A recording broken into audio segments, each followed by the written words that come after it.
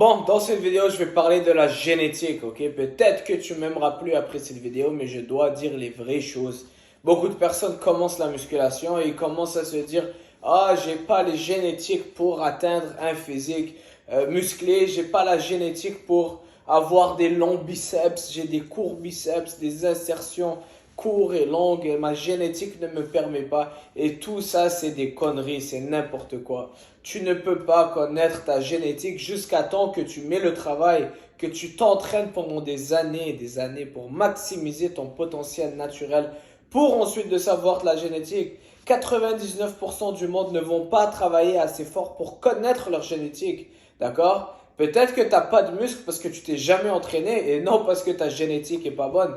Peut-être que tu es gros parce que tu manges mal et pas parce que tu as une mauvaise génétique.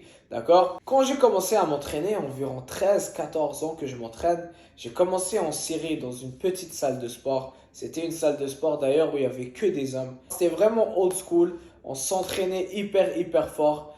Et on entendait personne dire, ah, moi, ma génétique, j'ai des biceps longs, j'ai des biceps courts, j'ai ci, j'ai ça, j'ai pas la morphologie pour avoir un corps musclé. Non, tout le monde qui met l'effort va avoir des résultats. Et maintenant, de nos jours, les personnes qui commencent après 2-3 semaines, ils disent qu'ils ont une mauvaise génétique et qu'ils n'ont pas la morphologie pour avoir des épaules rondes. Ah, moi, ma morphologie ne me permet pas d'avoir des jambes musclées.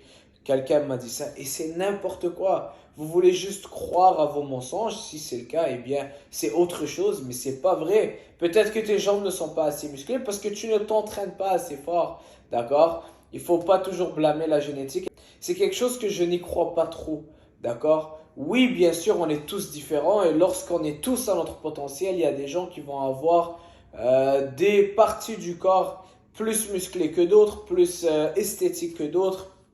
Il y a des personnes qui vont avoir un look un peu plus costaud alors que d'autres ils vont être un peu plus secs. Ça oui, mais ça n'empêche pas que tu pourras quand même développer un bon physique et prendre de la masse musculaire.